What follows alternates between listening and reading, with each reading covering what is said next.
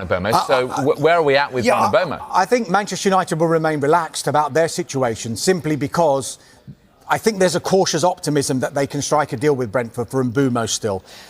Like Arsenal and Gyökeres, United are discussing internally what they're going to do next. Their last bid was worth £62.5 million. It was £55 million up front, £7.5 million in performance-related add-ons. Now, overall, that is not too far away from what Brentford would want. We think that Brentford want around £65 million. However, it's going to be how that amount is going to be paid. So United would probably want to do that with performance-related add-ons in there, whereas Brentford, we think, want the majority, if not all, of that £65 million to be guaranteed, be it over 3 or 4 years, but they would want at some stage that £65 million to be paid by Manchester United.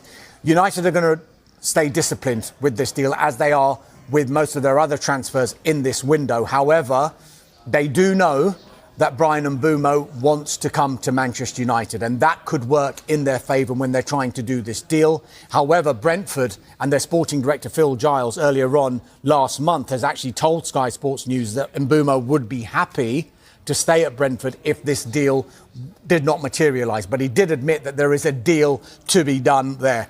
Personal terms, we think, are not expected to be a problem for Mbeumo.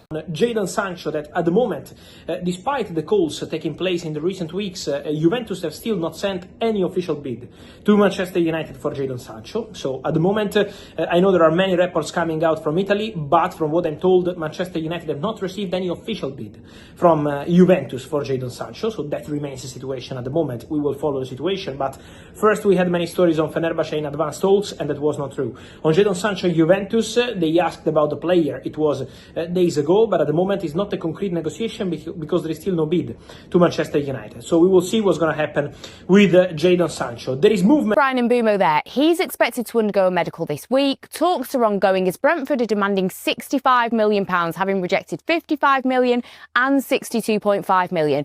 Is this getting a bit ridiculous? Is he going to be worth the wait?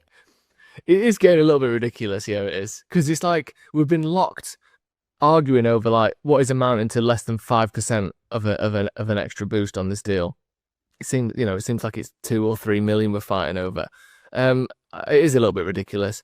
Maybe though, United's finances are a little bit tighter than we think, and we're worried that if we sign him and we don't sell any of the fabulous 5 or whatever it is we're calling them these days that need to leave, because that we won't actually have the deal. Let's say the difference between paying it over 3 years and 5 years, that's an extra 3 or 4 million per year, which means that if we're only a couple of million on the fence, then an extra 2 or 3 million on his transfer fee, now you're 10 million over, and United can't afford to do that. So I wonder if it also, we know for a fact that when you buy a player for X, the next time you want to buy a similar player, the selling club is going, well, you bought him for X. I think people quoted Anthony at us all the time. People quoted Harry Maguire's fee at us all the time. So if you go 70, 75 million for Mbeumo, then the next time you want a player who's Premier League proven, maybe even a couple of years younger than Mbeumo, they want 85, 90 million, and we can't be sort of held like that. So it's important we get the fee right. But what are we on now? The 9th of July. We've been back in training this week. We've got a game in a couple of weeks. You want to get players in for the manager. And every day that you wait is one less day of training, one less day to understand the tactics and how the manager wants them to play. So there's a line there. At some point, United just have to go for it.